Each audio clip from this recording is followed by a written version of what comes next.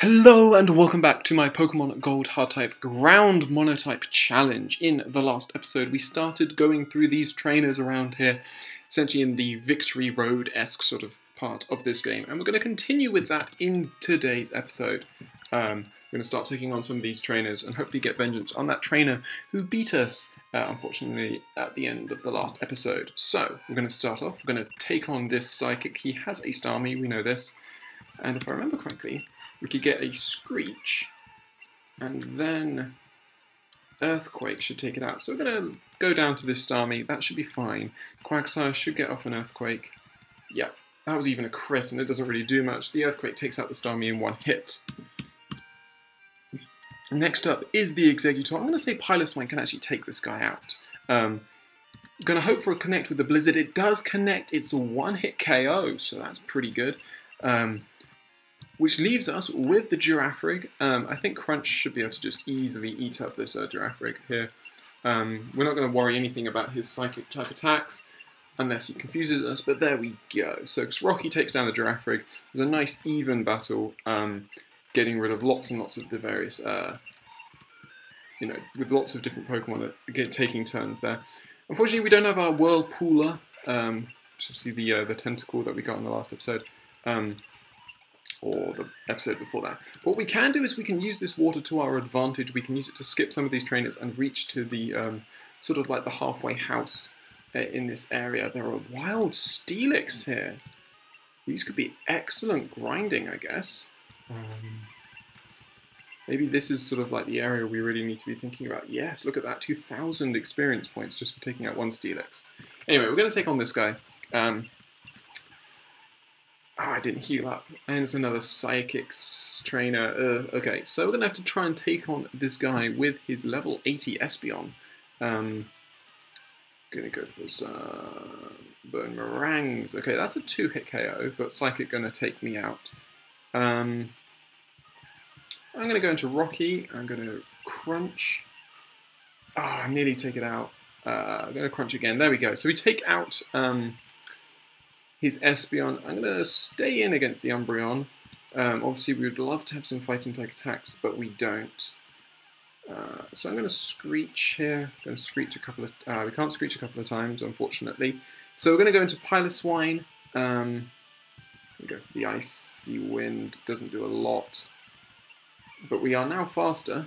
So Blizzard, doesn't do much, but we can keep going. We get the Freeze, which is huge here. Couple more Blizzards, takes out the Umbreon, Piloswine goes to level 64, we defeat Psychic Wez. He tells us not to get lazy and complacent, we will not, hopefully, but here is our halfway point. She heals us up, which is great, because that means we can go back and deal with all the other trainers that we haven't fought yet. Interesting, level 87 Steelix, wow. Okay, so we've got this girl next. She's by the water, which is never a nice sign, to be honest. So I'm going to swap Quagsire into the front. She tells us not to underestimate the wild Pokemon. She has another Starmie, so I'm going to Amnesia a couple of times, and then we're going to start Earthquaking. Oh, we get the crit hit, which probably, the crit almost certainly mattered there in terms of taking out in one hit, as we see with this Starmie here. But it's not too much. 3 Earthquakes, we can just let her recover that back up, because she's not recovering enough to avoid death by Earthquake. And we'll swap into Marowak for the... Actually, no, we'll swap into Piloswine, I think, for the Nidoqueen. If we can get a Blizzard off, which we can. Yeah, it's a crit hit, take out the Nidoqueen. There we go, we defeat Cool Trainer Rena. We don't have enough memory for another phone number, that's fine. We'll avoid that guy just there, just for the moment. Again, it's always good just to have, your team well and truly at max health. Also, wild Piloswine, this is quite cool. This little area. We're just going to keep rolling out. Oh, we miss. That just sucks. Marowak should be able to take out this Piloswine. There we go. So wild Piloswine, yeah, this is definitely the place to grind. I probably will grind up a few levels just because I'm not sure. I wouldn't be comfortable with my guys still being around level 60 and taking on the Elite Four. Maybe we should try and get them up to maybe even 80-ish. Okay, I'm going to swap in Marowak for the next battle. Quagsire. So we're going to take on this guy. He feels like he could take out the Elite Champ. He has a Quillfish, which obviously has a secondary typing, which is weak to me, which is pretty useful. He's got a Seaking, which we can hopefully take out in 2 hits. Yes, we can. Sweet. Marowak rose to 68. And he's got a Tentacruel. I'm hoping it's going to be slower than us. It isn't. But Quagsire can take this out with an Earthquake. Assuming we can survive the Hydro Pump, which of course we can. So Fisher Scott was defeated. And that's pretty cool. So we're just going to keep moving. Another Piloswine. Should really be taking these guys on. And Poliwrath, wow. Let's Earthquake it, see how much damage that does. Doesn't do too much. But we can take it out in 3 hits. So yeah, all of these guys are pretty high. That was a level 90 Poliwrath, I believe. So yeah, I should certainly be looking at that. So we can get an Ice Berry here, and then we'll take on this trainer. With Gligar at the front, I'd say. So she's going to give this battle everything she's got. She has a Pikachu at level 80, but I'm not particularly worried about that. We're just going to Sludge Bomb it. She's got a Blastoise, which obviously I am far more worried about. Will Amnesia. And Will Amnesia again. Should be able to take maybe 2 more. No, 1 more hit. We will heal then. Pretty sure I have. Do I have any healing items? No, I don't, because I'm an idiot. Goes for the Skull Bash. We're pretty lucky though that it went for the Skull Bash, allowed us to get 1 more hit in. Gets the Hydro Pump away, which takes out my Marowak. We'll go into Rocky, hope for an Iron Tail. Okay, he's going to run out of Hydro Pumps, surely. So Ancient Power. He's going for Skull Bash again. We can just Ancient Power this guy until he falls. There we go. And finally, he's got a Typhlosion. So do we have anyone? The only person we've really got against fire types is Gligar, but we are at such a low level that he's really eating that up. So, Max Revive on Marowak, I'm going to say. Got a little bit of risk. Boomerang, if it misses, we lose. But it doesn't miss, we hit. There we go. Marowak takes out that Feraligatr. We will obviously heal up after that battle. That was the Ice Berry that we just got. And we'll move on to the next one, which is against this guy. Corcaina Gaben has got a Victory Bell at level 83, so Wing Attack is a lovely 2-hit KO. Brilliant. Gligar's up to 63. So it's got a Kingler. We'll keep it safe. We'll go into Quagsire. We shall gets the crit hit with the Crab Hammer, which is annoying, but then misses on the 2nd turn and the 3rd turn. We get through that. And next up is the Flareon. We'll go into Marowak. Boomerang hopefully is 2-hit, 1-hit. Ooh, nearly. Flamethrower will take us out, which is a bit annoying. Maybe Rocky can survive a Flamethrower? Nope. Maybe Piloswine can survive a Flamethrower? Nope. Maybe Gligar can be faster. There we go. Okay, so Gligar gets a nice chunk of free experience. We'll obviously go down and heal once more. Okay, so we shall keep moving up. And this guy, he's making his final preparations for the Pokemon League. Another cool trainer. He has a Parasect. We shall Wing Attack it. And, oh, so close to taking it out. But we can take it out with no extra hurt. And next up is Golduck. I'm going to stay in, actually. But, of course, it knows Hydro Pump. So knows Hydro Pump. We shall Earthquake. Hopefully, I mean it's... Whoa, that's way too much damage. I suppose it is level 90. That's 4 Hydro Pumps. Misses with the 5th one. Rocky can get off an Iron Tail. Rocky grows to level 69. Yeah, that's pretty good. Okay, so we should be able to... I think there's one more trainer, but we can duck under her and grab this item, which is the Max Elixir. And then dash back to the house for Revive. And then, finally, our final trainer, I guess, of this little victory road. She is one who's also lost to Tom. We can talk to her. She has only got a level 86 Rapidash. So that shouldn't be much to worry about. Wing attack is a 2? No. We'll go into Marowak. Thrash is more reliable and is guaranteed to kill, well, what's pretty much going to kill. She gets, she goes on about how Pokemon are not tools for battle and all the rest of it. And cool. So that is all the battles ahead of... All that's left now, I believe, is Victory Road and taking on Tom for the final time. So, I'm going to swap in Piloswine, because if this is Victory Road, Icy Wind should be pretty much super effective against everything. So yeah, we have the 8 badges of Johto. We can continue onwards, and let's see if we can find all the items around here.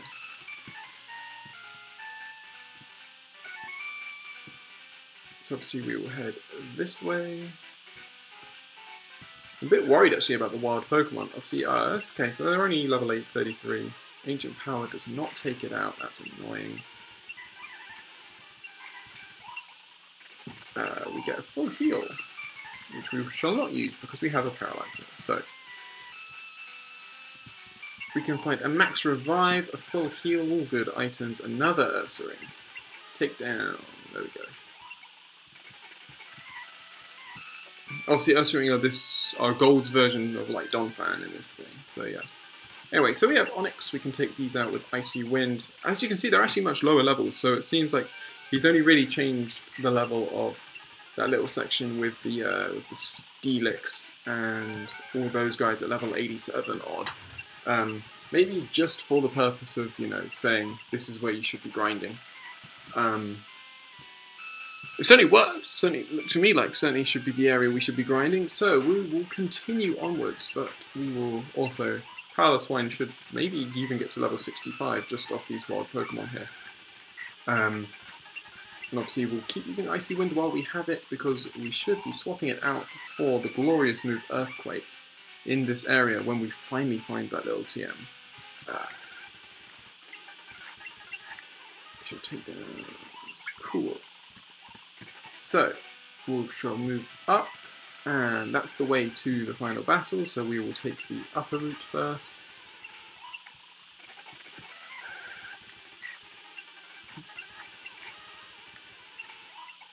Okay, so we can move along here. I like how an Icy Wind is destroying, like, you know, these big things made of rock and stuff. So yeah, so we'll hit down this ladder just over here. Don't much better grinding than anywhere else I've seen. These guys are all high level Pokemon. Obviously only half the levels of me, but that's not the issue. So we get a full restore there, and we can head back now. So, yep, we've got to go this way. This will hopefully give us access to Earthquake. Yes, so that's TM26, there we go, that is Earthquake. I will use it right away, I think. TM26 is Earthquake. We want to teach that to... Unfortunately, Gligar can't learn it. Obviously, Gligar actually only has Wing Attack for Stab. We shall give it to Piloswine, because we do not need 2 Ice types. So there we go, cool. And that should... Still going to be the end of me tinkering around with what moves I put on my Pokemon. I think there'll certainly be some changes between now and the end, but we can Earthquake away with that, which is quite satisfying. So we're going to take on our rival for the final time. Hold it.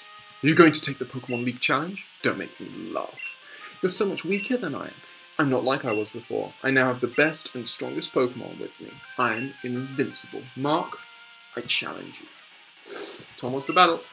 He starts off with a level 74 Quagsire, and as we've discovered, Quagsire is a Pokemon we do not have much good quality resistance to, so we are just going to get into an Earthquake War, and we do a hell of a lot more than he does. Finish off with the Surf.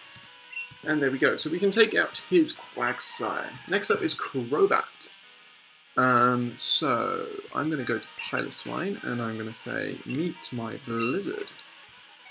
Gets the crit hit wing attack, which is a bit frustrating, but we get a crit hit Blizzard on return and take out that Crobat in one hit. Next up is Feraligatr. So, who can I sacrifice? I'm going to sacrifice Gligar and use this turn. Please tell me I've picked up some sort of... I've got Forest Store. Do I want to use the Forest Store? Yeah, I've got to, really. Okay, Forest Store on Quagsire. Quagsire is my main, you know, the only thing that can really take some heavy hitting from this guy.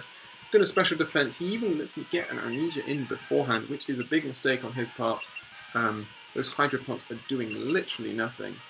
And Earthquake destroys that. Feraligatr, we might as well keep in against the Alakazam because we have really good attack, which will really hurt him. And his Psychics can't really do much because we are at +4? +4 defense. And he's trying to just get into a Recover War, but we're just waiting for the Reflect to fade, which it finally has. Unfortunately, we're now stuck into Rollout because we ran out of Earthquakes, but thankfully the Rollout works in our favour. We get one final one away. And next up is the Gengar. I'm going to stay in just because I want to see if we can sneakily get one final Earthquake in. We can't, unfortunately. So, Piloswine. Earthquake. Nope, Shadow Ball. He's too fast for us, unfortunately. So we're going to Bone Meringue here. Can we cut through Confusion? Please tell me we can. We can. Bone Meringue is a one-hit KO on the Gengar, which leaves the Magneton, which is also quadruply weak to ground. Bone Meringue should be an easy one-hit KO. There we go. The Magneton goes down to Bone Meringue. Marowak almost gains another level. He's beginning to understand what that Dragon Master said to him. I haven't given up on becoming the greatest trainer. I've got to find out why I can't win and become stronger. When I do, I will challenge you, and I'll beat you down with all my power. You keep at it until then. So, we get through Victory Road. We have reached Indigo Plateau, the ultimate goal for any trainer. And we are at, we have my PC. And we have an awful lot of stuff to think about. We have quite a lot of money now. 24,000. What we will do is I'll do a little bit of grinding, probably, in the meantime, because it's certainly worth us thinking about how we're going to think about what levels we want to get to before we take on the Elite Four, because, again, I'm worried that Lance's Pokemon will be at level 100, and if they are, I mean, of those guys, only really Quagsire could probably be in a really good position. So I probably want to get everyone up to level 75, maybe even higher. What I just realised is that we still got a bit of Mount Mortar to do, so we could do that for a bit. I'll probably do a little grinding video versus just going through Mount Mortar. It probably won't be that long, to be honest. So I have a little short video showing that. Or I might do that. No, we'll do a little short video showing that, and then I'll go down to that area with the Steelix at level 87 or whatever it was, and we can certainly do some grinding there. Certainly should be able to get some decent levels there. So I hope you have enjoyed this episode. Another set of victories where we didn't actually lose, so maybe I'm thinking about this too much. Maybe we are good enough. We didn't even have Nidoking with us. But I will do a bit of grinding, and yeah, I guess you will see me on the next episode. Hello, and so I realised that the last episode that I did was actually only going to be 20 minutes long, so I figured we might as well try and squeeze in the whole of this little Mount Mortar segment as fast as we could in the remaining time that was left over. So, if you remember correctly, this is Mount Mortar, and the reason that we couldn't do it last time was because we really need Waterfall. And the reason that we need waterfall is so that we can climb up here. That's exactly what we're going to do today. We're going to climb up to the top, and then we're going to be able to pretty much just zip through the rest of this area, I'm pretty sure. And it's not going to be that great. Obviously, it's obviously not going to be that... Well, actually, no, this whole area is actually pretty long, so... And the Pokemon, well, they're level 30-ish, which is actually pretty good in terms of levels. Compared to some of, certainly compared to some of the levels that we've actually come across. So, yeah, so we're just going to quickly zip through this area. As you can see, we have Wild Seaking in the water, Wild Machoke and Graveler and Golbat around here. Now, obviously, one of the main reasons why I wanted to do this, not just because of my need for completionism, which is already been well mentioned in previous episodes, but also just because there are lots of items here, and any items that we can find before that we don't need to buy will be useful, because obviously the amount of losses that I have taken in this Let's Play over the course of it will have actually impacted how much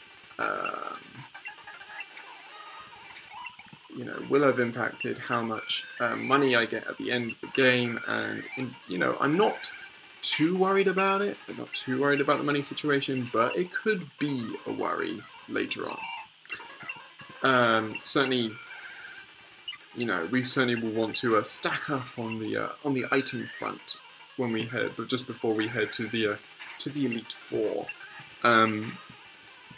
So this is pretty easy progress. Obviously, Quagsire being at the front really helps here, because he's just got type advantage everywhere you see with most of his moves, and none of these guys can hit him particularly hard, and he's faster than them anyway, so it's fine. But then again, we shouldn't really be worrying about wild Pokemon at this point, given how strong we are. So we're just going to keep moving, grabbing items galore as we go. See, the annoying thing about this area is that there are times you just need to pop down, grab an item, come back up. Of course, there are times when I wish I had the repels, but there we go. We get TM40. I have no idea what that is. We will check as soon as I get across to the next item, I guess. Let's have a look. Pack. TM40 is Defense Curl, which actually works really nicely with Rollout. I did not realise that actually if you use Defense Curl, you get it gives a power boost to Rollout each time, I think. So I did not know that.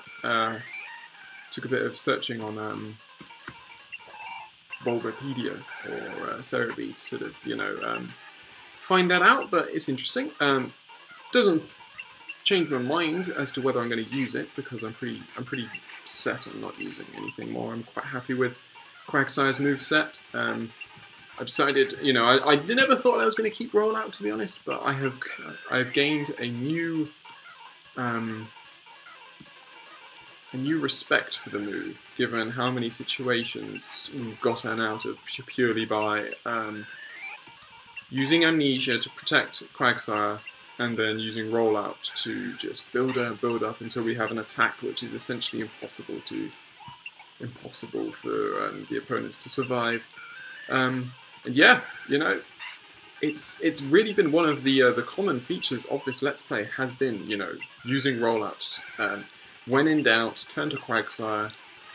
Quagsire, that water typing is so freaking useful.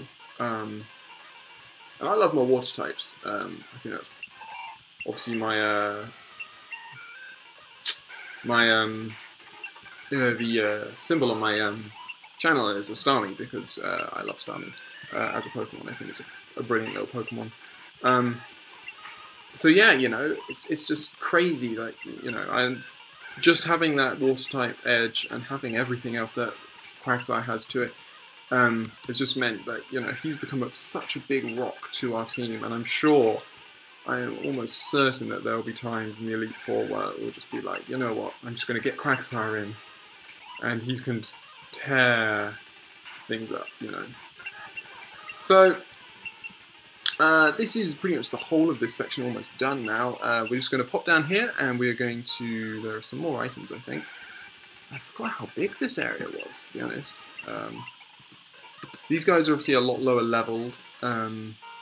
So, I mean, that's nothing to say. Not to say that, you know, Gligar can take care of these guys. Actually, whether they're worth it or not. Just, we'll hit them anyway.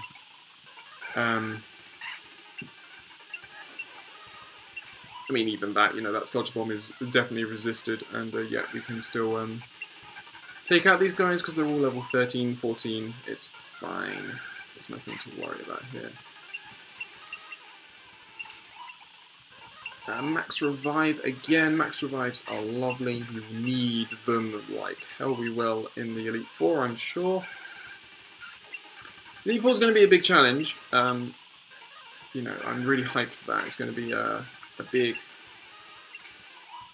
Obviously, I don't want to fail. If we fail to beat the Elite Four, then I fail this challenge. And I haven't failed a challenge yet on this channel, which I'm always pretty proud of. Got some pretty big luck. Obviously, Silver, you know, we weren't necessarily thinking about failing the challenge, as it were, but, you know, we got very lucky with beating Red with the team in the position that we were in. I've just realised that we don't have frickin' Sandshrew here to deal with the strength situation. So, anyway, we're just going to take on the Karate King himself down here. He has level 100 Pokemon, okay? I did not think that he'd have level 100 Pokemon. Goes for the reversal, and we can take out his Hitmonlee in 2 hits with Gligar, which is pretty impressive. I'm glad. Hopefully this Hitmonchan does not have Ice Punch. Goes for the counter. Nice. Nice moves there. We're going to Quagsire. And we have no PP. No PP. Oh dear. Okay, we could be in trouble here. Mainly because Steelix is obviously at a big disadvantage against these fighting types. Although Mega Punch is actually just a normal type move, so you've got to bear that in mind. We will not. What I will do is I will get the Revive out on Gligar. Goes for the triple kick. Only hits twice, so obviously, you know, doesn't live up to its name. Gets a crit hit, which is a bit annoying, but we can wing attack this. Again, goes for the counter. Surprised there. Let's go for a Boomerang, see how much that does. Doesn't do too much. Again, he goes for the triple kick. The triple kick is super effective, but we do have such big resistance as Rocky that we can just eat that up, surprisingly. And he's got him a champ. We will stay in. Have we got any health-based things on our travels? We have a Max Revive, we have X Specials, we have a Max Potion. That's what we should be thinking about. So yeah, I'm going to use a Revive on Gligar again. Vital Throw is super effective. It's going to take me out. I'm going to go into Gligar. I'm not going to heal at the moment. I'm going to use Wing Attack here and see how much it does. Okay, you get lucky there. He misses with the cross drop. Goes for the Vital Throw again. Submission takes me out. We're stuck into Seeking and Hoot Hoot. I can use a Max Revive. Right now I'm not really worried. I could have done that battle better. If I'd used a Max Revive on Gligar, we would have won instead of I just used a normal Revive. If I'd healed up on Gligar, we would have won. Instead, yeah, I went Seeking there, but I'm not bothered by that. Like, it was technically cheating, I guess, but no, I'm really surprised. He took on those level 100 Pokemon really simply, actually. And I know that, obviously, we could take on level 100 Pokemon when we did Pokemon Brown, when we were only in the level 70s. So maybe I'm worrying too much about this. Maybe I really am. Well, whatever I'm doing, we are nearing the end. So I am going to head to, I think it's over here. Because we can't head the other way because we don't have strength, which is really stupid. I could dig out of here actually, can't I? Yeah, let's do that. We'll just dig out of here. I could fly out. There are more items to get. Specifically the ones in this area here, especially the ones around the water. So I'm just going to grab these few items whilst we can. But that should be it for this episode. Sorry for the 2 parts. Again, yeah, I was surprised that the previous part had been so short. I thought those trainers were going to take a lot longer than they did. But evidently we are just such a well-balanced... I say well-balanced, obviously we're not that well-balanced as always. But I'd say my team has certainly grown into this challenge quite a lot, you know.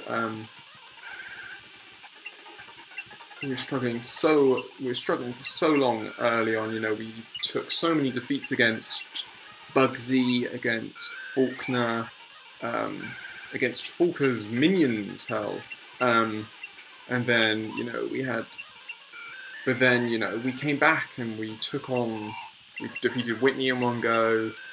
Morty, oh god, Morty. God, that was a toughie. Morty was a toughie, but, you know, we took on Jasmine, defeated Jasmine first time through. We took on, obviously we have the type-ish advantage, I guess. Given that most steel Pokemon, aside from Skarmory, are weak. I think all the steel Pokemon are weak to ground, aside from Skarmory. Yeah, obviously. Certainly in this gen as well, because there's so few. But no, yeah, so, you know, we defeated Jasmine first time around. We had success against Claire. That was the big one. I mean, come on. You know, that was not... Certainly wasn't expected on my half. I completely thought we were going to get trounced by Claire. But we defeated Claire and Price. We struggled a bit with Price, but, you know, we got through. So yeah, I think my team has certainly evolved, certainly got through. And now, yeah, we're going to be taking on the Elite Four. Obviously, this isn't the most flattering scene for my team, but nonetheless.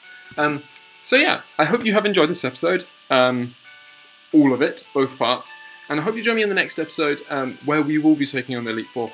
There will be some grinding, there will be some slight tweaks with the movesets and stuff like that, and then yeah, and then we'll take them on and we'll see if I can complete this challenge, or at least maybe just the first half of it.